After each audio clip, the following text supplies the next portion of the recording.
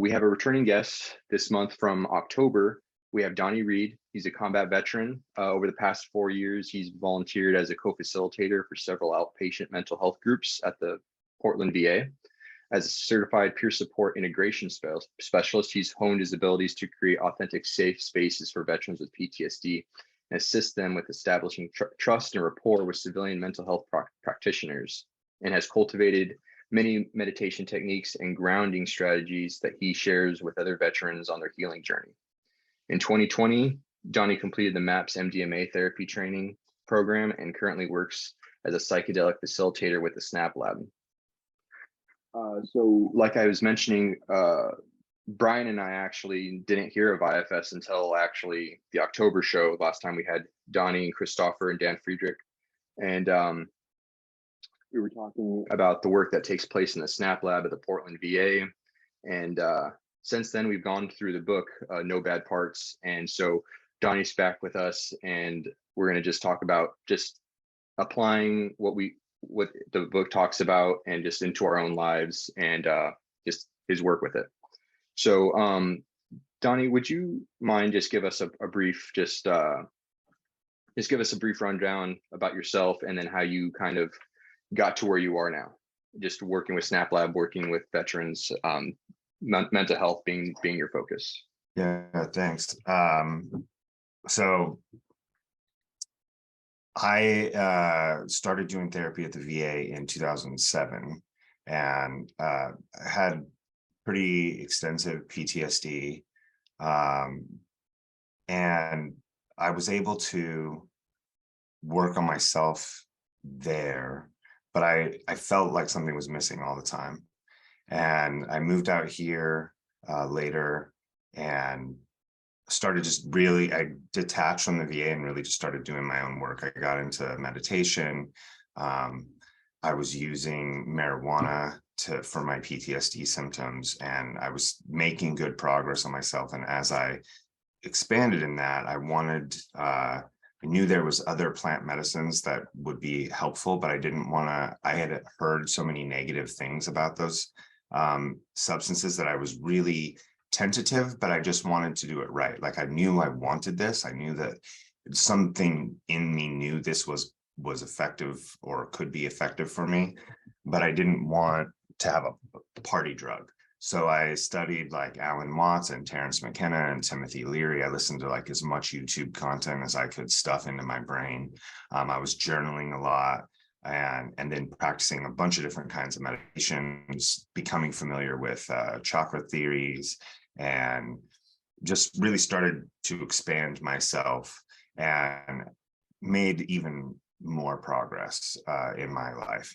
And in 2018, the beginning of 2018, I was like, I need to help other veterans with like what I've learned. Like I know I've learned something here, and so I contacted the VA to see like what I could do. And I met a Buddhist chaplain who runs a program that's called the Progressions Program at the Portland VA, which uses a spiritual care model. So recognizes that PTSD is actually a symptom of moral injury. And so rather than trying to treat PTSD, we address moral injury. And so there's like the first phase, which is called Lodestone, which is more of like a stabilization group. It just helps people get used to being in groups, like being able to hold space, maybe doing light meditation, learning how to share appropriately. And so it just teaches kind of like the grounding, like first level skills.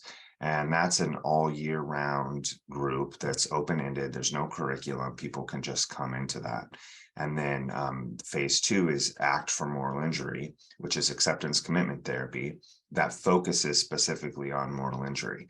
And that's a 10-week course that really starts utilizing these skills of grounding, like what's a skill called brain, which is recognize, allow, investigate, and nurture. Just helps people kind of like get into contact with their traumas in their own time, in their own way, using things like interpretations, feelings, and needs. So we just build this skill set in this 10-week course to really start to look at where were your values and ethics violated, like either by self or by others, and recognizing that PTSD and that like our ongoing desire and strategies to avoid feeling that pain of the injury or of the trauma is actually causing ongoing injury, whether it be working all the time, whether it be using substances, whether it be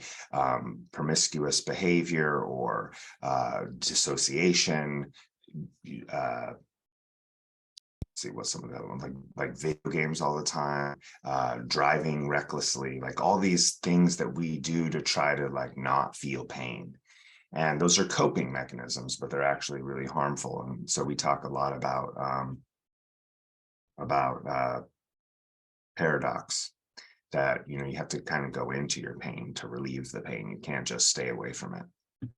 And so that's a 10-week course.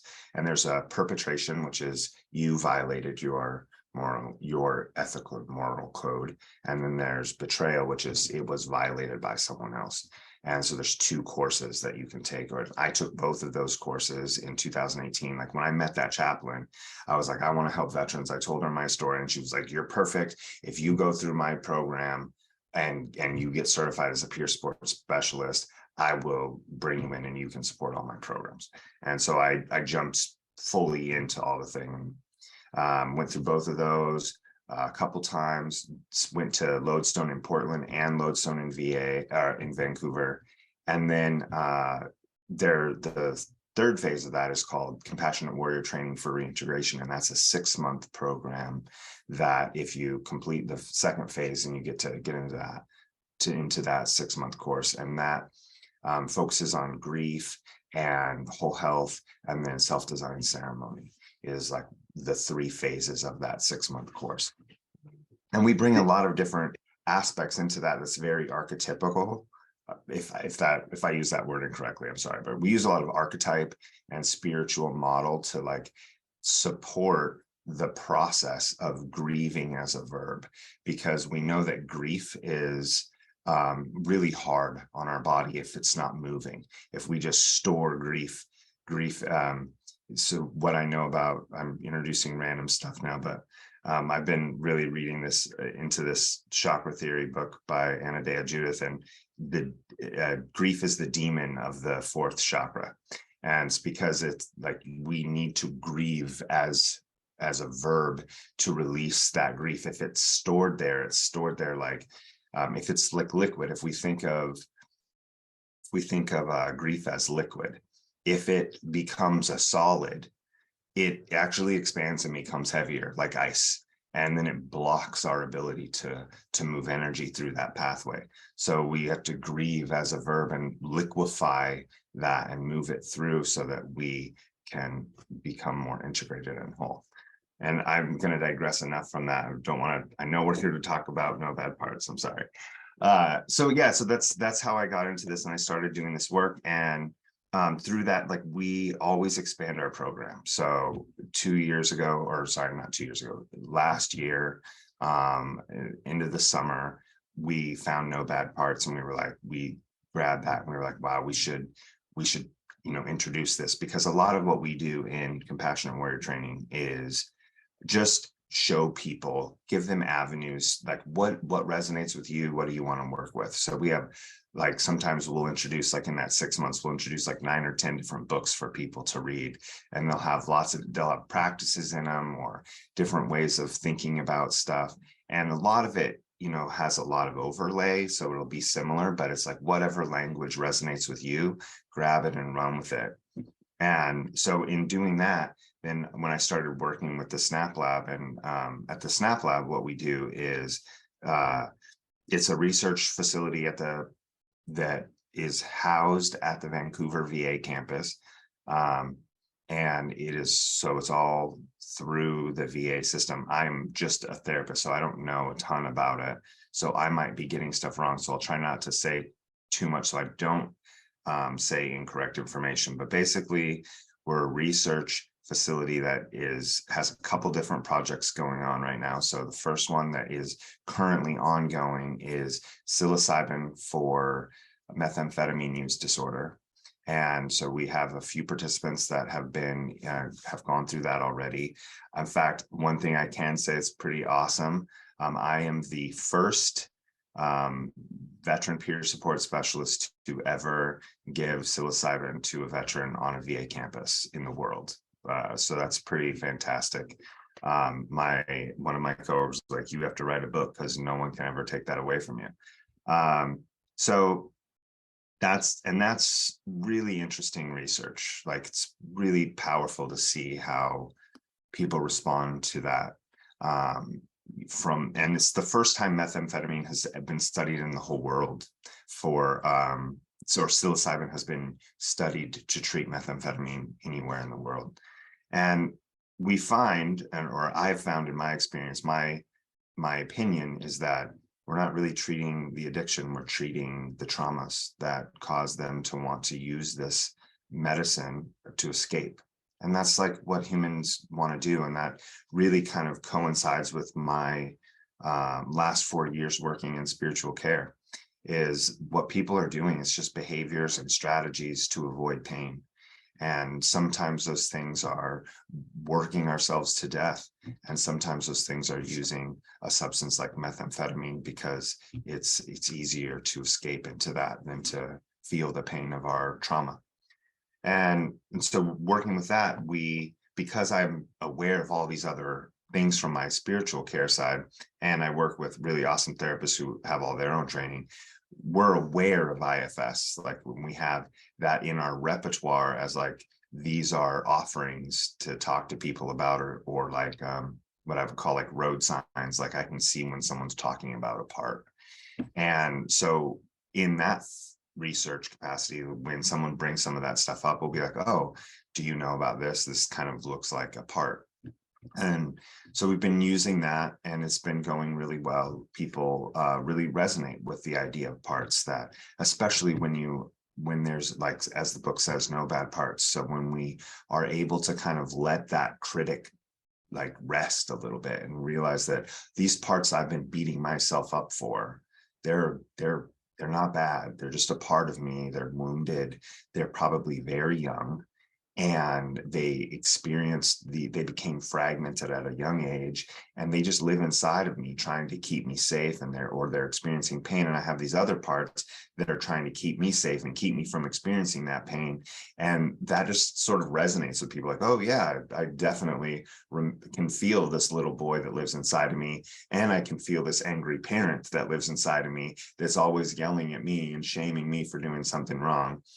And so when something resonates with people, they kind of just ingest it. And then we say, if you would like to have, more IFS therapy, you can find a therapist that's trained in this and can do more of this work. And so it's pretty cool. And so at the Snap Lab, we have that going on. We're about to start an MDMA group study for treatment-resistant PTSD.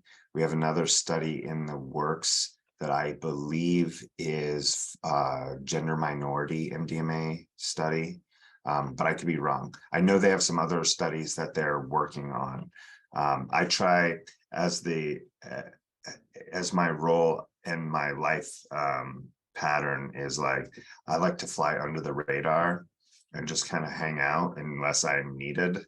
And like, you just let me know, guys. Like, I don't want to get attached to anything, because as soon as I'm like, yes, you're doing this thing, it will go away. I'm always waiting for the other shoe to drop. So I try to keep it on the peripheral. And so I know there's some things happening. It very likely will be really good stuff, but I don't know exactly what is. I know those two studies are, one is currently going on and one is about to start here really soon. So that's where we're at. I feel like I just took up a bunch of time, like, rambling. No, it's okay. And just to clarify for people tuning in that aren't quite sure what Snap Lab is, that a social neuroscience and psychotherapy lab? Social neuroscience and psychotherapy lab. Yep, that's what it's called. You were correct. Yeah. So you've been, just out of curiosity, just working with this in the VA and just different groups, after so much time reading the book, have you become acquainted with these concepts enough that it's something that you're just able to passively work on? Well, does this have to be something that you would see in a therapeutic sense, or can I be working on my parts while at the bank? Oh man, so that's great. Thanks. I appreciate your support in telling this story. um, yeah, so it's funny. I will confess that, you know, the reason that No Bad Parts is so easy for me is because there's a ton of overlap with things I've already studied. Um, and so it was like it all just made sense. And in my meditation practice for when I moved here 9 years ago, a thing I started doing on my own without any like, no one told me to do it. I just did it because it felt good, which was I started taking showers in the dark. Like, wait until it was nighttime, turn off all the lights in my house, so it was pitch black, and I would just sit in the shower in the dark and meditate. And I would say now, in hindsight, that was like the first time that, or like that was the beginning of me coming into contact with my capital S self, without knowing it, you know, without having the language. It was just like I was beginning to sparse my parts apart.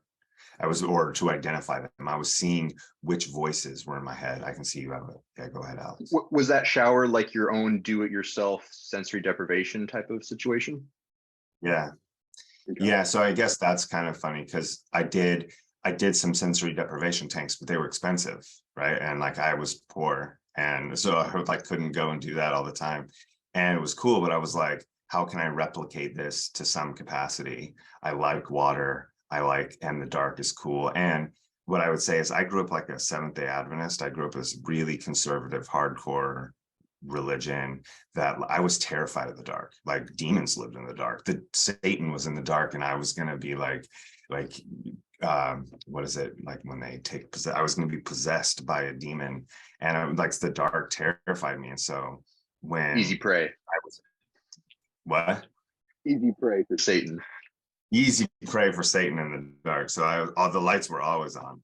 And so as I moved away from that, turns out reading Alan Watts will really help the Christian who doesn't want to be a Christian anymore.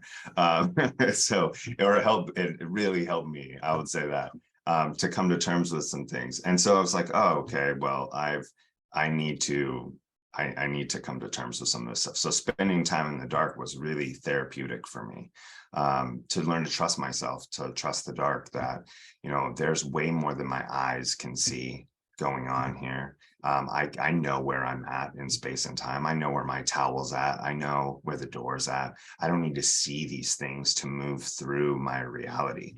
And so I would just really spend time in there. And I just began to identify voices in my head and work with them, listen to them, calm them. And so that's like one of my favorite meditative practices that I do still today. If I can get in the dark and just hang out, that's like where I listen to myself. And at the time, like, you know, it seems crazy now to think about it, but like I would have a really rough day at work, and I would come home and I would like, and I'm a lightweight, so I would take like one little hit of marijuana and I would be like high for like 4 or 5 hours.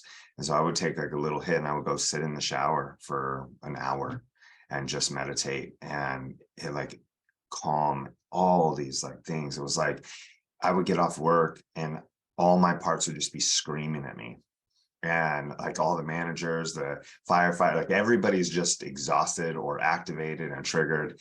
And I could smoke a little weed and just calm that whole thing. It was like, and then sit in there and listen and be like, okay, well, I see I was like this, but there's this other thing here happening here too. And like just start to listen and have back and forth in my head. So that's the beginning of that. Then getting into this work with her name is Rebecca Morris. She's the chaplain at the VA that I facilitate with. One of the first things that she built this whole program around was Bill Plotkin's work called Soulcraft. And Soulcraft talks about loyal soldiers. And so I bought that book like immediately and like read the whole book.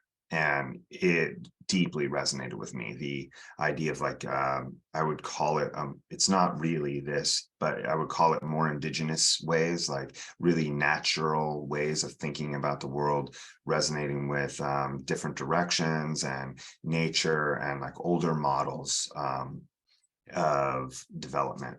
And so one of the things that he talks about is loyal soldiers, and talks about in World War, I think it's World War II. Yeah, World War II, that after the war was over, there was these Japanese soldiers that lived on like unknown on these islands for 30 years, thinking that World War II was still going on. And when they found these guys, they like these guys were like deeply traumatized. You know, they didn't even know that the war was over. They'd been fighting this whole time. Well, what they did was they brought these guys home and they welcomed them as heroes. They honored their commitment to their country, and they took really good care of them. And because of that, those men were able to reintegrate into society in ways that many of our soldiers did not. And so that's kind of the analogy that he uses around loyal soldiers, that we have these fragmented parts of ourselves that have, when we were young and we couldn't protect ourselves, these parts came up. This loyal soldier came up to keep us safe, and it did its job for a while. But as we grow, it can't do it as well. And so that was the first thing I learned. And like, as I talk about loyal soldiers, I'm sure if any of you have read No Bad Parts, you're like, oh yeah, that sounds almost exactly like No Bad Parts. So reading that stuff, and that's not the only one, you know, that there's that's the fragmented part of the North, which is where the integrated part of that would be your nurturing generative adult. Well, the nurturing generative adult that wants to love and care for you and take care of you, if it gets fragmented, it becomes an inner critic, a loyal soldier, like these things that want to like keep you safe, but generally have negative impact on you in order to keep you safe. And then there's there's like the escapist and the addict in the East. And of course, we can see that that's a lot like an exile. So these things exist, right? And that in this work. And so when I read No Bad Parts, I was like, oh yeah, totally. This all makes a ton of sense to me. And that was really good work to be able to share with these people in this way, because not everybody resonates with Bill Plotkin's work. But they resonated with No Bad Parts. And so what we found when we started doing this was that people eat up No Bad Parts. Like there's not a veteran specifically, they just like it. The language is easy to ingest. And so when people pick up the book and they start reading it, they're like, wow, this makes a ton of sense to me. And so it becomes easy to work with. And so the way we facilitate groups is like people bring up what's present for them, and then we just discuss it. So I'm not an IFS therapist by any means, but this work happens inside of me. So for me to sit with other veterans and listen to how it's happening inside of them, and then support them with my own experience is not, it's pretty natural and authentic for me to do. You were talking about how you would do like the showers in the dark and stuff. Over time, do you feel that you've kind of refined a personal practice? Would you recommend that someone that's just hearing about this book and is going to go through it and kind of apply it to their own life, would you say that it would be good to be familiar with and having a meditation practice just already? And does that help you kind of identify your parts and kind of, I don't know if blending would be the right word, but just interacting and working with them? Well, I mean, I think, yeah, that everyone would benefit from having a meditative practice going into it. I'm a huge proponent of some type of meditation in anyone's life, however that looks for you. But I think it's possible to start this. I don't think you have to have a baseline of anything to begin doing this work, other than maybe a baseline of motivation, you know, and commitment that like you want to make change, because I'm many years into this, and I still get triggered by stuff. I get super activated quickly, and I have to like bring myself all the way back down. So I don't like, and what I mean to say by that is I still have really hard days I don't want to do this work, days I can't do this work, do my own work, not even this work, like just I can't meditate, I can't do the things I want to do because I'm triggered, and I'm cranky, and I'm obstinate and defiant, and like all my parts are activated. And they're like, they have the driver's seat, and they're like, fuck you, capital S self, you are not going to take control today. And there's nothing I can do about that, except let it play out and then come back and do it. So I don't know that there's a specific practice that I would say like, yeah, if you just had this, you would be better. Like, I would say a willingness, an openness to experiencing new stuff. I would say like starting this work, read like the first couple of chapters of No Bad Parts and just get an idea of what it's like. Cause there's some really good practice in the first couple of chapters. Like it lines it out specifically how David Schwartz, the guy, I think it's Richard Schwartz, not David Schwartz, sorry. Richards, I was like, it's Dick is not David. Richard Schwartz he's the one who created IFS training, and he wrote No Bad Parts. And so his first couple chapters line out some really good strategies to just beginning to like scratch the surface of what that looks like, to get in touch with the capital S self, to see, to experience yourself as the observer, and to allow these different parts of you to come up and have conversations and gently like ask others to like step out of the room so two can talk, and just like learning like what you're afraid of, what the different parts of you are afraid of. Like there's lots of parts of me that are terrified, and not because I know what this is, like I would say that doing a little bit of this work, just a little bit of it, in a meditative state, like if you had no experience with plant medicines, but this is something you wanted to do and you're wanting to work on yourself, a little bit of prep with this can go a really long way when you have medicine, because medicine inherently is going to like open that flower up, and you're going to see all that stuff, lots of which can support this work. And if this is something you've been prepping and been present with, it's very likely that you will be having that intention going in to that medicine to deepen into that experience and sit. Like I know that I have got a lot of really good time with my capital S self, looking and sitting with my parts. A thing I like to talk to people about, or like present to people, is just be like King Arthur at the round table. If capital S self is King Arthur, ultimately he's the king. Ultimately, King Arthur has the responsibility of the kingdom's safety, but at that table, there's no head of that table. And validating those parts of ourself is the best way to integrate them and assign them good jobs, because very often these parts of ourselves that are and if you're familiar with this language, like the managers or the firefighters, they want to be our advocates. Like they want those parts of ourselves, they have a desire to be positive in our life. They just don't have good learned strategies on their own.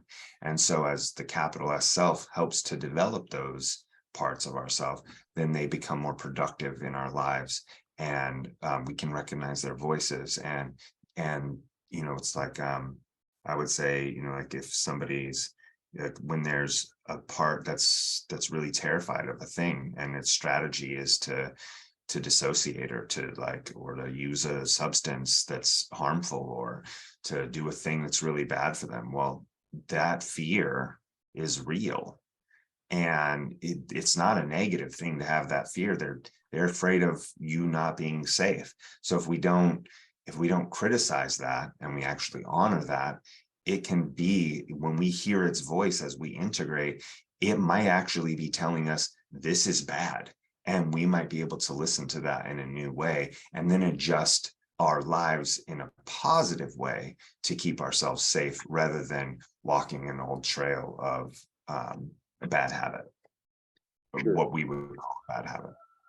Yeah, just a quick step back. You went over this a little bit, but I can't help but think that using something like psychedelic therapy, whether it's MDMA or psilocybin, it seems like it would just fit so perfectly working in tandem with IFS, because there's the idea that you could address past traumas and, so to speak, to handle it without being so hurt, if that makes sense. Being able to sit with something, sit with the feeling, and then incorporating these different parts. I feel like something like psilocybin would be able to let me click and accept and just zoom in on that focus a lot easier. And I didn't realize it until we had you guys in October, but just it's just such a great. I just love that some entity like the VA is recognizing how beneficial these would work in tandem, and is actually in practice already right now. And it's just like, as I'm reading more about this, and it's like, oh, of course, it makes sense, and I'm glad to see that it's happening. If someone's checking this out,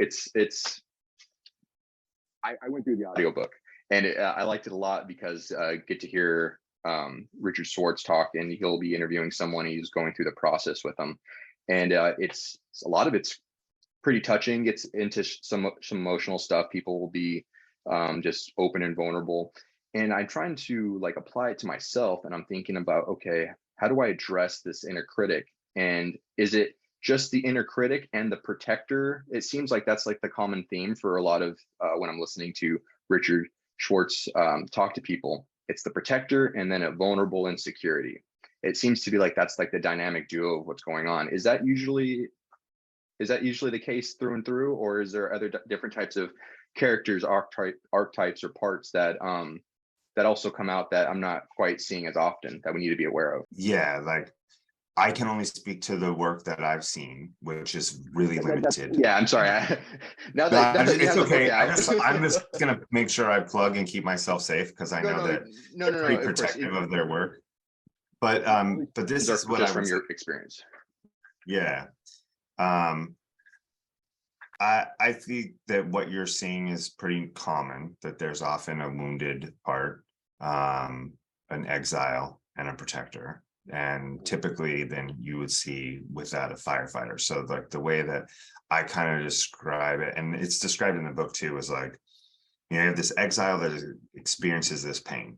And then you have a manager, which is like a protector part, that their job is to like keep you productive and away from this pain. Like their whole focus is like, and they end up being like type A type characters that focus on learning, productivity, success, because anything you can do to avoid feeling that pain.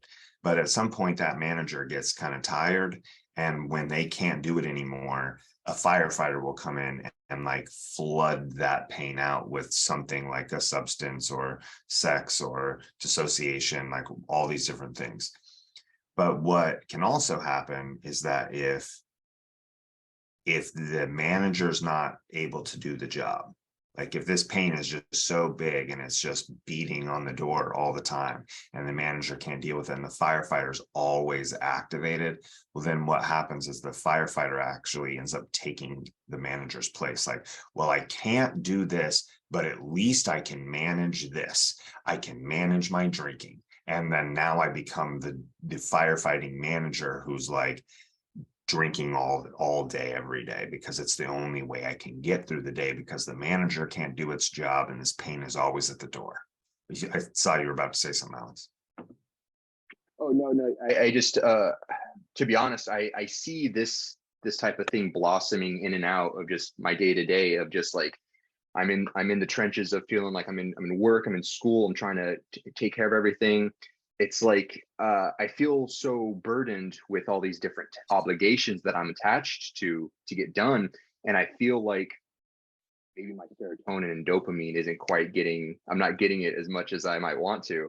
And it's like, okay, so maybe I'm gonna have a drink tonight. Maybe I'm gonna go and smoke. Maybe I'm gonna it's so easy for these things to be coming back. And it's like you have to it's like you're in a fight, you have to constantly get back into your stance to be able to not be overwhelmed by all this going on. Oh, we have a question. Annette, go ahead.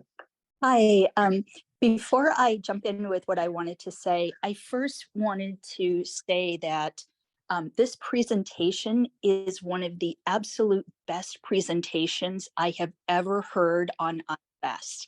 So first, I wanted to just acknowledge that it's phenomenal. And this is my first time in your group here, though I've attended many, many PPS presentations in the past. And I wanted to offer something to the circle, which is I am an IFS therapist, and I have worked with veterans, and I've also worked with psychedelics. And I wanted to kind of come in with what Donny was saying when he said, I can only speak from my experience. I have another piece that might also be useful around your question with protectors, if I may. I loved what you said, Donny. It was just so to the point, and IFS is a complicated model. So I love the way you're speaking about it, because you're really making it accessible. And one of the things that can happen with protectors and firefighters is very much what you said, Donny. When it's too much for the manager to handle and it goes to a firefighter, it can actually show up as anxiety or depression. And so when a firefighter is activated and it's showing up as anxiety, you might see a lot of panic, a lot of sort of flashbacks that are very activating. Like you feel like, oh my God, I got to do something. I got to mobilize. And that anxiety can take the form of like a panic attack, or it can also take the form of rageful outbursts. But if we see it as this is a firefighter that's been activated, it starts to take some of the stigma and the moral issues around these behaviors out of the equation. And likewise, there's a firefighter that will come in when the threat feels, whether it's perceived or real, when the threat feels like it's so life-threatening that all we can do is shut down. Like it is so hopeless, there's so much despair, all we can do is shut down. And that manifests itself as depression. And it's like this framework isn't to minimize what someone with mental health issues are going through, but it's to take away the stigma around it and give us a way that we can actually work with it that's powerful and relatively easy. Because how many times do people say, a part of me feels this way, right? It's just like in our language. So I can't, you can probably hear the excitement in my voice that I am so excited that you're talking about this in a way that's so accessible and really allows people to relieve themselves of any feeling of being broken or having a stigma around these things coming up. So I bow to you. You're doing beautiful work. Thanks, Annette. And I really appreciate you saying that, because it brings up two things I really want to touch on, which is what I found with veterans is that they've been told we are a culture that likes things to be very simple. So if we're broken, we're just broken. And we lose our autonomous way of healing very often. And so doing this, introducing all these different works that I have, that I'm involved in, it's like giving them back their complexity. When we show them that it's not as simple as they were led to believe, that they're, you know, that like they're not just bad because they're angry. Like when you said, you know, a firefighter can show up as anxiety, and that anxiety might be, might have an angry outburst. Well, then guess what happens when we have an angry outburst? The same manager doesn't take over that. We have a whole different manager that comes in and criticizes us for this, for the outburst. So now we have a manager that's criticizing a firefighter that popped up because another manager was tired, that happened because one of our exiles was in pain. And it's not even that simple. It's way more complex than that. And so just giving people language that they are hugely complex beings, and that these things are going to come in and out of their life, are going to pop up at different moments, and helps to eliminate some of that shame. Because you asked me, Alex, like what how, you know, what these archetypes that come up are. And so I would say, like, probably for veterans, in my experience, and definitely in me, the biggest one is the critic, the shame. Like I've named my inner critic the shame wizard from Big Mouth. Like it looks just like that. His job is to keep me small so that I am acceptable to tribe. And that's what that's what an inner critic does. Like they want you, if their theme is, if someone knew this about me, I would be kicked out of the tribe. And so everything becomes about that in my life. Like everything I do, like I already know that, like I've had my shame wizard pop up and yell at me like 4 or 5 times just in this conversation. Like, oh, you shouldn't have fucking said that. What's wrong with you? Like, oh, you're gonna get in trouble. You know, like, and because that's just a normal part of my life now, that I'm like, hey, I see you, bud. Like, settle down. Thank you. Can you sit in the hallway for a minute? I'm busy. Like, I'm okay. And sitting in the hallway is an IFS thing. That's what in No Bad Parts talks about that a lot. Like, can you step out of the room, please?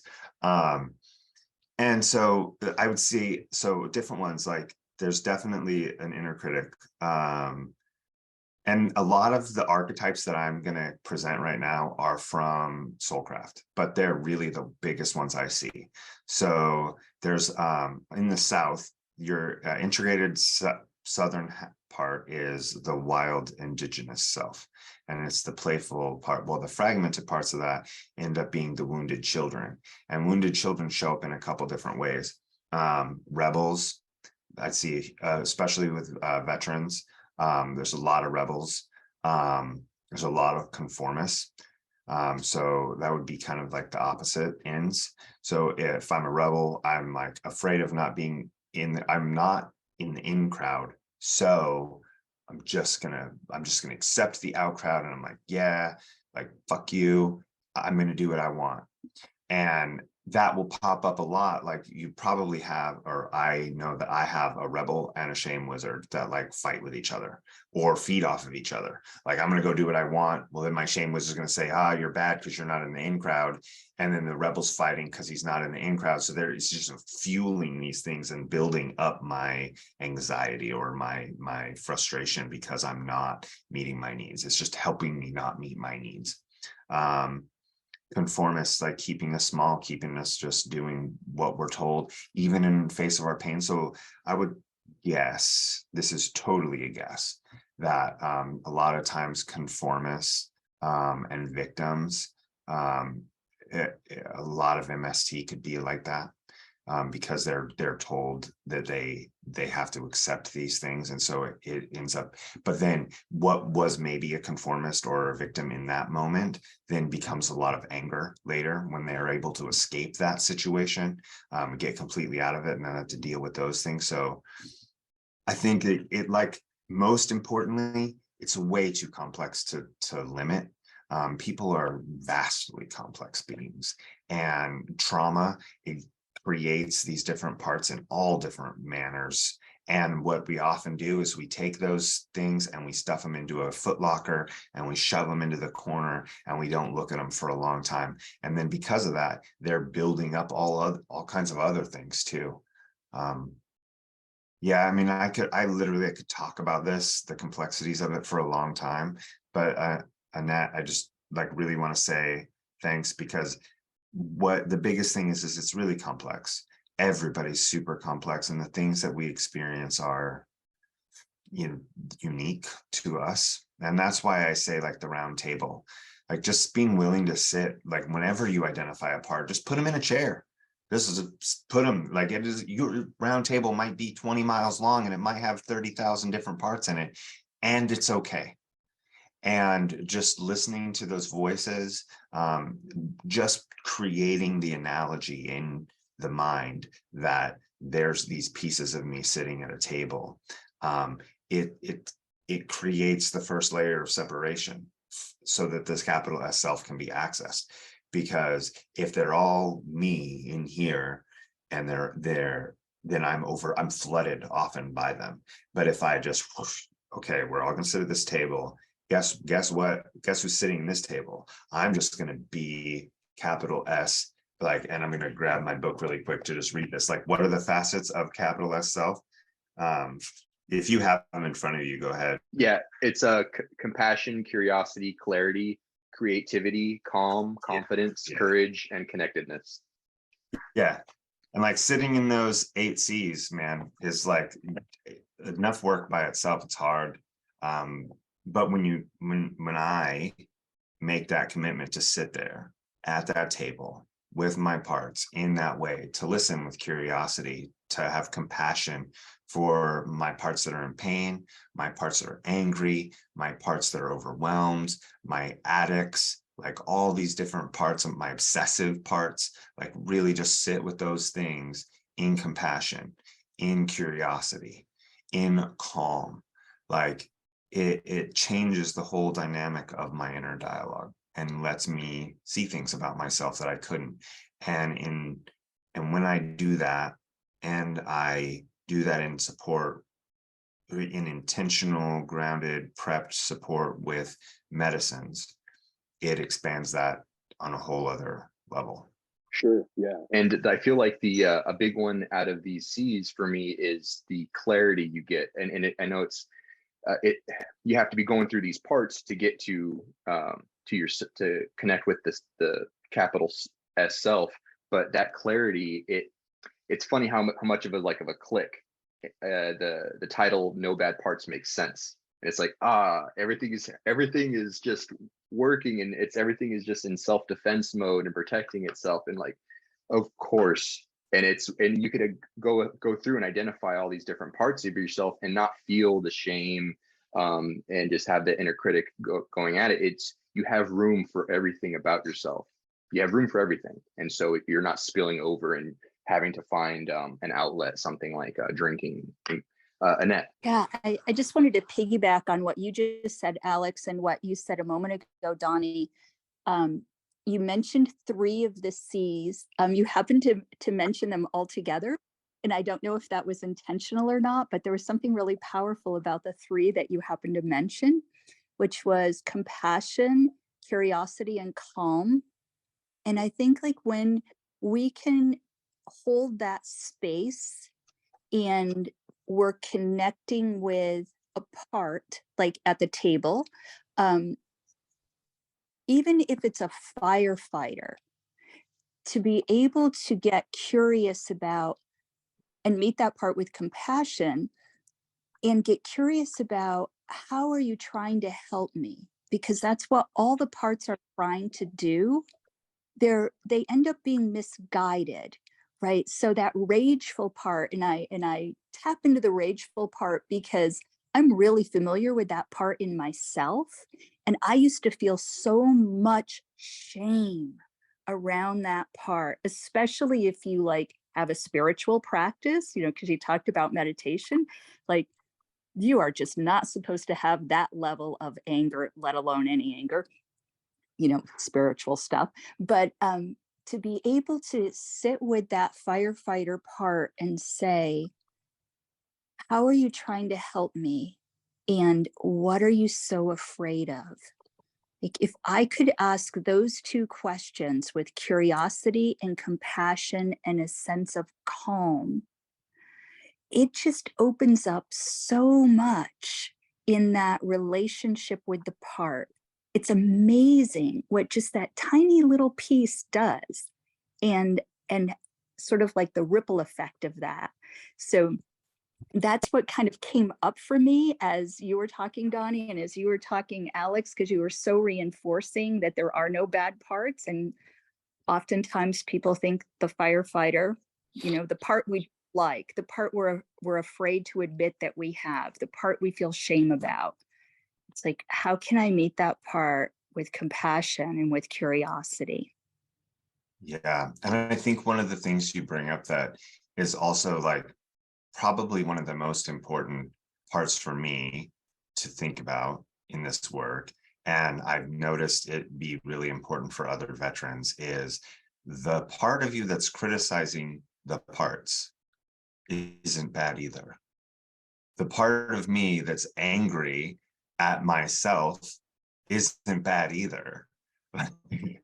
The part of me that's shaming myself isn't bad either. Like all these things, it's just like layers of an onion. And we get connected, like I get connected to a part. And I'm like, okay, this is the self. Well, maybe.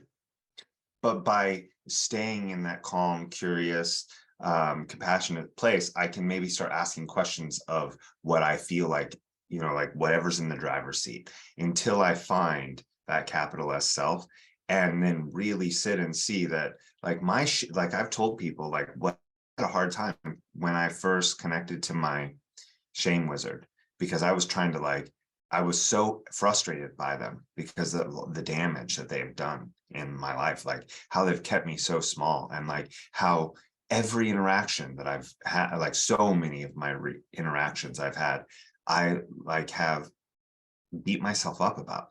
I keep myself so small and reduced. I won't take pride in who I am. And it keeps me doing these other strategies, like other coping mechanisms, because I don't feel adequate. I don't feel valued, because I'm devaluing myself. Well, what I realized is that that part of me was actually just really trying to keep me from being an egomaniacal asshole, like a narcissist. Because if I didn't have that part of me, how often could I have just run and been cocky and been these other negative things that I see in the world? And so it was like that part of me that was shaming me was really just trying to help keep me humble. And so now, as I've adjusted my relationship with it, instead of it being like a shame wizard, it's more of like a humility friend that's like sitting there like, hey, like, did you honor everyone who did this, or are you taking all the credit here? Like finding those ways to make adjustments so that I stay in my spiritual connected practice, sit with confidence and pride in the work that I do and who I am and how I've grown, without having all the answers. Because I was raised by very smug men who believed that they had all the answers in the world. And it would have been very easy for me to go that same path and belittle everyone around me who disagreed with me, and just be very, very sure of myself, like very certain that I was right. And certainty breeds tremendous smugness. And my shame wizard was actually just the catalyst for that change in that way. It was like keeping me from staying in that mentality that I had watched a lot of men, a lot of what teachers and caretakers teach me. And some part of me was like, nope, we're not going to do it this way. And so he had to learn, but that was like why that shame wizard came up in me, because I didn't want to be like those people.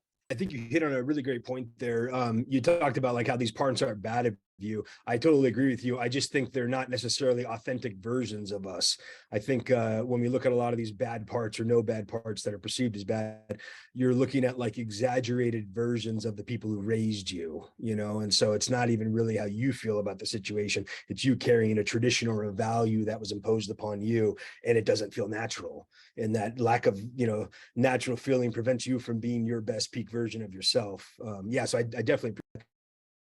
You hit a topic early on about conformity and the consequence of conformity being anger. And that really stood out to me, because I think as a byproduct of the military, conformity is a pretty typical requirement. You know, you have to conform in order to fit in well. And then I think also, if we were to get away from the military, that's kind of a consequence of any family as well, is that you need to conform to the traditions and the values of the family. And we don't always end up with great families. You know, you might end up with a family that's got traditions and values that might have been better served for, like, say, the 1930s or the 1870s, and don't really do much to serve you right now. You know, so I appreciate where you're coming from there. My question is in relation to the conformity, you know, conformity consequence of anger, like what do you see in vets working that out? Because I'm assuming there's got to be a lot of frustration and anger when these people realize that they're carrying these ideas, these beliefs, this vision of the world of how it's supposed to be, and as they become more genuine versions of themselves, there's probably a bit of resentment, feeling that they've been doing things that they don't really want to do or don't serve them well. So I was wondering if you had any perspective on that. Yeah. Well, I mean, I think first is honoring that anger. You know, like if that. So we read there's two specific readings that we use in a lot of the work that I do, which is Anger by David White and Bless You for Your Anger by Yoko Ono. And like Bless You for Your Anger, because it's a great capacity for love. And David White's writing on anger is phenomenal around that. Like it really shows us, you know, how anger at its purest form is just care for something that you love, and the fear, and is being driven by the fear of loss. And so honoring that we have anger, and then most importantly, I would say the practice is grieving. Like grieving that, like letting the anger be there, but grieving the loss of those things, you know, that like there was innocence lost, there was time, there was, you know, there was betrayal, like in many of those senses, like the part of yourself that couldn't be at the forefront, or the authentic self of you that couldn't show up because of the situation, and it caused conformity and frustration or trauma and anger. And now you have that there. Like, don't sit in the anger, grieve the anger, honor the anger. And by grieving the anger, then you metabolize it and you shift it into grief, and then values-based living. Yeah, and I totally hear you. My thing is that's a tall order for Western society, because I would challenge you to explain to me when, in a social behavioral level, you had that behavior modeled for you. Who taught you how to grieve? And the truth of it is, not only is our anger never tolerated, but often our grieving's not tolerated unless it's under the most extreme conditions, like the loss of a loved one or something. So here you are trying to grieve as an adult, and the truth of it is, you probably have never had any formative lessons that have taught you how to do this to begin with. So yeah, they're just like steeped in confusion. And Well, and I mean, you're absolutely, I agree with you. I don't know if you're right, but I agree with you. And I can say that many of the people that I work with in the progressions program, you know, they come in and they say, you know, like, why don't we do this more? Like, what's wrong with our, you know, why is this the only place that I crave this experience, and yet I don't have it anywhere. And it's like, it's sad, because it very often is true in our culture. We don't practice grieving. And that's why one of the books that we use in Compassionate Warrior, so the first section of Compassionate Warrior training is 6 weeks of just grieving. And because they've already had act for moral injury, they have a lot of good skills to keep themselves safe, like, and in their own space. And so when we begin to sort of like unpack some of these experiences with grief, one of the things that we use is Martine Prachtel's Smell of Rain on Dust, which really talks about more of an indigenous way of grieving, and that, you know, grieving is such an imperative part of loss. And really grieving is something that much of the Western society has no time for. And but in other cultures, like when you lose someone, like they, you know, the idea of like tearing your clothes and like being just completely absorbed in grief, like unable to walk, unable to eat. You have to be cared for. And that there's a real important factor in healing. Like when cultures grieve that way, they don't carry that grief with them for generations. And we have generational trauma of ungrieved grief that we carry with us because we are taught not to do that.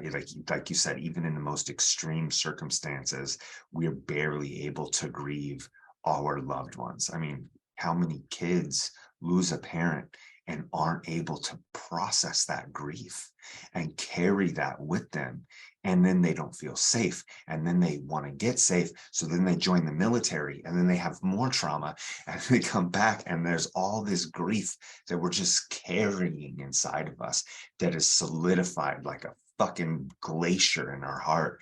And because of that, like it's a lot of work. You start digging at the surface of that and you start moving it through. And I was going to say, I would even go a step further and say it's not even necessarily about the loss of a parent. I mean, I was talking to a psychologist once and she made the comment that if you grow up and you feel as though you weren't loved by your parents, you're kind of almost destined to have mental health problems. And I think a lot of us grow up in homes where we don't necessarily feel loved by our parents. We feel ambivalent about our place and whether or not we were really wanted, and not even being able to recognize that it's something that we could even possibly grieve just kind of sets us out on this journey into adulthood where it's like the odds of us getting on the right path that's going to lead us to a happy and satisfying life are so stacked against you when you start in that place where you can't even process those natural human emotions. And you from the very beginning, you're rejecting parts of yourself like there's something bad about you. And that is it right there. That's the And that's, I know, Alex, you want to say something.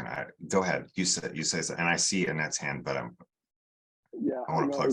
It's just everything that you guys are saying. It just reminds me of the book. It Didn't Start With You, and I just wanted to have that little blurb because it's a vicious cycle of generational trauma.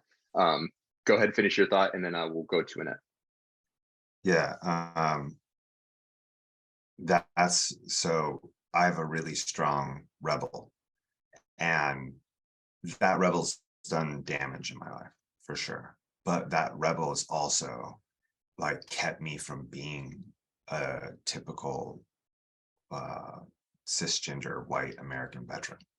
And so because like I honor my rebel. Like I'm so grateful for him because it's because of him that like I can grieve now. Because I was like, fuck you. I don't care what you stupid culture thinks. Like, you will not, like, even when I felt shame for, but like, as I processed through that, it's, you know, the going against the grain that is inside of me, like keeps me close to what, like my authentic self. That's like, it's the champion of my authenticity. It's saying, don't conform to this thing that's not you. And so because of that, I've leaned into being able to find these practices where like I knew I needed to grieve. Like I knew I needed to do this work. Like some part of me, my most authentic self, was just trying to find this career path. You know, that, or, you know, like I guess it's a career path, but like to find this work, to do this, to support people, to be of service to the world in this authentic way. And the only way I can do that is by doing my own work. Go ahead, Annette. Wow, I just, I'm really blown away by this conversation. I have to say, it's so raw and so real. And it's like a breath of fresh air. And what you're talking about with the grief work is so incredibly important. And I had a question for you around it, Donny, with either the work you've done within yourself or what the work you've done with others is, have you seen parts come forward who want to shut down the grieving process because there's such fear around getting lost in that grief being so overwhelming? And if you have encountered that either within yourself or working with others, how have you yourself worked through that or helped others work through that particular piece? Yeah, so I mean, definitely inside of me. And I don't think I would be inaccurate to say that other veterans, other humans are going to struggle with that same thing. I think that how I've worked through that is slowly, you know, to speak to no bad parts stuff I mean, just really all of it is like what Soulcraft would call the integrated whole self, and what IFS would call the capital S self. Being, practicing patience with myself, taking it in little bites, giving myself permission to take breaks from it, to find things that bring me joy is really important for grief. Like the relationship between grief and praise, like when these things are overwhelming or big, like maybe, how do I, it's like, do I want to, if I can't eat the whole pie, how do I like take a little chunk out of the crust, and slowly just working on that. And then what I found was like I'd have a big moment of grieving, like this big thing would hit me and I would process that.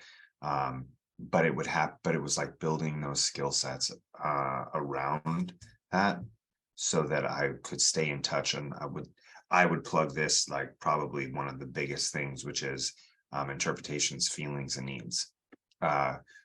Because one of the barriers to grieving to me would be when I get in an interpretation. So if something becomes really big, if this is hard, then I get in an interpretation that it sucks. And it's not like I can't do it. And I have a story around it. And so when I get in touch with my feelings, where it's living in my body physically, what the emotions are connected to it, and then asking myself, like, what's the need I have? What's the value that is I'm connected to right now that I'm either trying to protect, or that I'm trying to honor, or that I feel like it's been violated? And staying in touch with those things and honoring those things gives me the like stability, the foundation, and the capacity to be able to process and grieve big grief.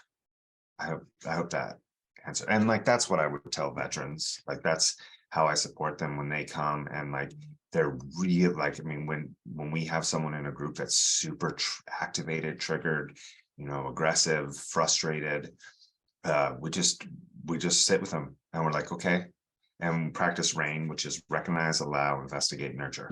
So recognize it. You're angry, allow that. Where does it live in your body? How do you feel? And now let's go through interpretations, feelings, and needs. And then when we get through that, like, what's the battle cry? That's the interpretation. What's your battle cry right now? Where do you feel? What are the feelings associated with this? What are the values, the needs, the values, and then nurture that. And then you see that sort of start to break down. And often, like immediately, as anger settles or as anger disperses, grief is right there to happen, or it's happening with it.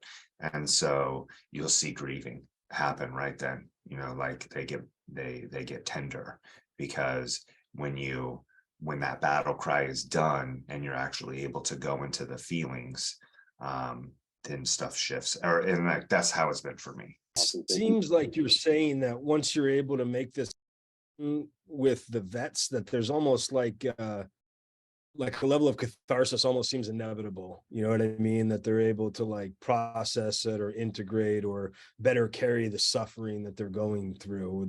Is that kind of what you're saying? Yeah. And maybe I would shift that just a little bit with this language. Like one of the things that we talk about is self-pity versus self-compassion. And so, oftentimes as veterans, and really as humans who've experienced trauma, but because I work with veterans specifically, like we have traumatic experiences, and we're carrying these things around like a rock in a river. If we're all swimming in a river, we're swimming with these big giant rocks of pain, trauma, PTSD, moral injury, all these different things. And carrying this rock and holding it up and showing it to people is like living with that trauma. And it's like, hey, this matters. I was hurt. It's really hard to fucking swim with a rock, man. And the longer that you're swimming with that rock, if you saw someone swimming with a rock, what would you tell them? Put the rock down. And so, but we're attached to this rock because our whole identity has been this rock. And self-pity is a really important step because it's acknowledging this is real, right? It's requiring that this exists. It's not just letting it go. It's not just saying it didn't happen. It's not lying about it. It's not pretending. It's saying, nope, fuck you. This is real. I hurt. But it's also causing pain to carry it. And so the first act of self-compassion is putting that rock down in the river, knowing that the river will hold it. And you can come back to that rock anytime you want. But by putting that rock down, you actually create space between you and the trauma, enough space to like to really process some things. And I forgot can you remind me of exactly your question? Because I got a little distracted, Brian, or I think it was you that asked it. Yeah, I was just commenting on how, I mean, I found this to be true in my life as well, but it's actually a pretty simple equation. When we can be genuine with ourselves and we can be congruent with our emotions and we can really be honest with where we're at, you know, the RAIN acronym is great. It's almost like the release is like a consequence of the process. You know what I mean? That letting go of these things is actually much easier than carrying them. We just don't know what that looked like or even how to do it. And so we sit here like shrouded in our ego, miserable, but trying to show the world that we've got it all together and we know everything. But it's like, that was just kind of my takeaway, is it just seems like this simple act of acknowledgement that we didn't learn how to do from our parents, from our families, from our peer groups, is like this perfect little equation to create the kind of a catharsis that allows us to move forward and like get unstuck, you know, like all the stuff that all these theories talk about. How do I move forward? And it's almost like the acknowledgement of it is like the release of so much of the pain. And that's just, to me, that's so frustrating because I watch how many people sit in their pain and just, you know, they're not even grieving, they're poorly grieving, you know what I mean? They're lurching about and causing pain everywhere. And so that just stood out to me because it almost seemed like the way you were laying that out was, it's like, if we could just get you to touch where the pain is, you could learn how to let go of it. Yeah, I don't disagree with that. This has been great. I'm looking at actually wrapping up our show. I wanted to take a second and look to the audience if there was anyone that was looking to hold off any questions towards the end. Now is your opportunity. And just for if anyone's going into the chat to ask their questions. Donny, you mentioned the book, The Smell of Rain on Dust. Is that the one, Martine, that you mentioned? Just put it in the chat. Right. And I feel like you mentioned a couple of books. I will. I'll put them all in. Yeah, I'll put them in for you. Sorry. Yeah, toss them in there if we have. Dumped a bunch of random shit on your group today. No. Shoot, yes. We're all about the info. Sorry, I have a mouth like an army tanker. No, it's okay. Hey, I just wanted to touch on something you'd mentioned earlier. I love meditation and biological function and all that stuff. And I used to never be able to meditate. But there's something interesting about that scenario you presented, the idea of turning the lights off in the shower and having the water run in there. The sound of water actually produces a frequency of about 100 to 300 hertz. And once you get into a 100 hertz wave area, you're actually inducing like a mild state of hypnosis. So if any of you guys struggle with meditation and are interested in trying, doing it in the shower like Donny talked about would kind of be like a little hack in order to use the water to implement like a frequency in your brain that would allow you to enter into a state of either deep meditation or light hypnosis, however you wanted to view it. So just a little background. Is that why sleep machines are always like emulating water sounds, like waterfalls, the beach, bubbling brooks? Yeah, it's like deeply satisfying. And what was really, so I just want to plug this because this was, so we have not been able to do this since COVID, but one of the things that I got the privilege of experiencing when I went through compassionate warrior training was a sweat lodge was a part of the ceremony of that 6-month program. We did 4 of them, and so it was really cool. That was when I had this big aha moment, because everybody's like, oh man, it's gonna suck, like it's so hard, like the people who had done it before, and they would like tell us like, be prepared. And I got into there and I was like, oh, so this is just like sitting in the shower in the dark. Like I didn't even bother. I was totally unfazed outside of sitting on the ground for 3 or 4 hours. But like the heat and the darkness was something I was very comfortable with and really enjoyed it. And I was like, I've basically been doing this type of practice on my own, maybe a less intense version of this, but for a while now. And so I really enjoyed it because of that. And so I was like, I've been practicing my own indigenous things. The compassionate warrior training, is that with Dr. Jamie Lusk at the VA? Wow, yeah. So it's not. So her and Rebecca Morris created Act for Moral Injury together, and Jamie Lusk is not at the VA anymore. So okay. She's somewhere else. She's down in Salem, I think, at like a vet center. But compassionate warrior training is Rebecca Morris's program that she created, and I'm sure that Jamie Lusk influenced that, but it is hers, and they created Act for Moral Injury together, which is now a nationally recognized program. So we train people in other VAs all over the country how to do that. Yeah. Dr. Jamie Lusk is awesome. She's actually on our radar for a future show. We're just trying to get the scheduling down, so it's going to be awesome to be able to sit down and talk with her. So I'm going to go through really fantastic. Yeah, I'm going to do some of these chat questions. Is there much or any interest in getting into other VA locations? I imagine there is interest, but I feel like you guys are kind of bound with like a study. So you guys are trying to wait till the completion of that before making any moves.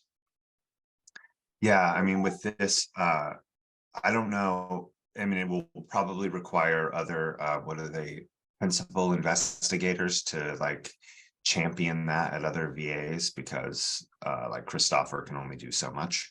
Right. He can only be in one place at one time, but there is things that are beginning to happen in other VAs, I think. Like people are at least working on that. And so, yeah, and of course, I would love for this to be in as many VAs as possible. And I think that part of it will become much easier once these things become FDA approved, which they're close. Yeah. So it looks like I feel like Dr. Christopher spoke a little bit on this from the October episode. Definitely recommend everyone checking that out if you haven't. But it seemed like what I took away from that, what Brian mentioned in the chat, we got you guys at Portland.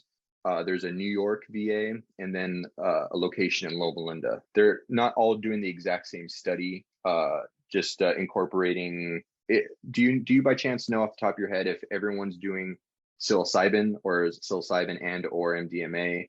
Not quite sure. I feel like those are the 3 that these that are conducting a study. So we talked a little bit about meditation and how it could help us be a little bit more receptive to identifying our parts and stuff. Myself and Brian, when we got into meditation, we used like audio recordings, like HemiSync, something like that, like an audio that would like replicate a frequency to help us kind of click into that meditative state.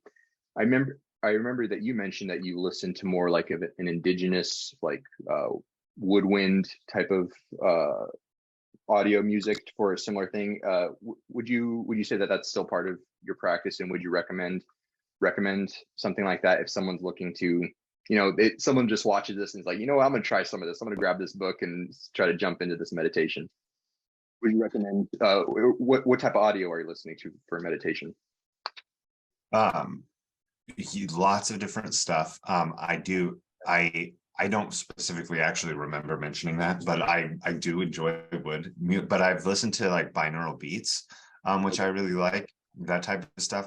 The HemiSync, I think that's anything that that produces a frequency. Now, I will say that's very difficult to listen to in the shower because you can't hear it. Oh, as well. right. Yeah. So in the shower, I would turn on like different stuff. Typically, any kind of softer, like I would say, I don't describe stuff the best. It's kind of just whatever whatever is in my radar at the moment. So Sure. I'll listen to lots of different kinds of things. And I would say it's depending on you as a person. So I'm a white dude. You know, what I really have been resonating with lately is like Nordic folk music that doesn't speak English, and like not like some of the, like there's some like Nordic rock or metal, not that kind of stuff, but there's like some really cool sort of like I would call it like Nordic or Celtic kind of music that I really enjoy listening to. There's a lot of really good there's one I actually studied. I went to like a class, and I went to the Lucid University, which there's Lucidity is a festival in California, but before the festival they do a Lucid University, and so I studied this. I don't even remember the class, but it was like a 4-day class. And this woman, she has music, and her name is Priya Deepika, and she has this kind of like Indian music that's really cool. It uses the instrument I can never remember the name of. It kind of looks like a piano and I don't know. It's really cool. It's an Indian instrument. I'm a crappy white dude. I'm sorry. I have no clue. I just really like it sometimes. So like it just changes. Like Native American music is really awesome. I'll listen to like Native American chanting and flutes. I would say anything that resonates with you and helps you kind of get into a deep meditative state is, and for somebody that might be metal. And if it is, I would ask what part wants to listen to metal, and maybe see if you can like find other things. But if it helps you in a moment, it's not wrong, is my rule of thumb. That's a good point. Well, how about let me frame it in this way. When you meditate, do you ever do it in just silence, or do you usually? Because to be honest, it took me a long time to be able to even meditate, and for me to actually not sit for 45 minutes and then feel like I wasted my time and be bummed out with myself. I had to use like an audio assist to click in, and I kind of never went back. I feel like I'm kind of spoiled because I do have like a practice of things that I like to pull up on my phone for meditation. Do you always have something that you're listening to, or do you go for just silence sometimes? Two things. Hell no, I don't go for silence because I have really bad tinnitus, and so sitting in silence is like it's not ever really silent. It's just screaming in my ears.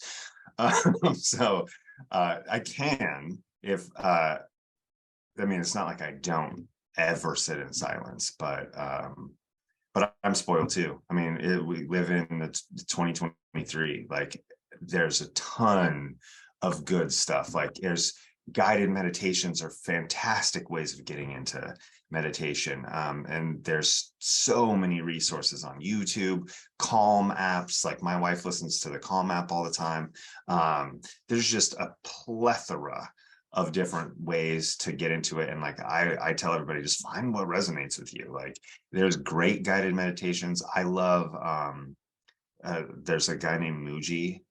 He's really awesome. I don't know. I guess he's like a guru or whatever. I don't know, but he has some really awesome meditations that I like to listen to his voice, and it's kind of I dig it because I believe I'm saying this correctly. Like, he's from Jamaica, so he has like a Christian background, but he also has like a background in like Hindu studies too. So he like kind of incorporates these different ways. Some of it like reminds me of like the best parts of the Bible, and then other times it's the best parts of other spiritual teachings. And so he has some good meditations. I always dig chakra meditations. I think those are just really fantastic. Healing meditations, calming meditations. It's like, and a lot of times it's truly just whatever my mood is. If I like need some help in a thing, I'll just Google like how to not be pissed off at your kid meditation, like something as specific as that, like, and it'll generally it will have something to meet my need. And if I don't, and then again, like I'll turn something on, and if their voice sucks or I don't like their cadence or it doesn't work, just click on the next one until it works. Or if I don't like any of those things, I might just turn on some music and just sit in the dark. Yeah, I don't think there's one way to do anything. And so I have no idea. And it's so unique to each individual person. You know, what works for me is not going to work for 99% of other people. I definitely appreciate you joining us today. I feel like we got through a bunch of good stuff. Annette as well, thank you for chiming in. That was really great. Thank you for everyone that was joining us today. If you're watching this on YouTube and if you'd like to join us for a future show, then feel free to visit our meetup page where we have the link in our events calendar so you can see what we have coming up. And we meet on the third Sunday of the month at 11 a.m. And until next time, guys, thanks for coming. Thank you. Thank you. Thank you. This was fantastic. Thank you. Have a great week.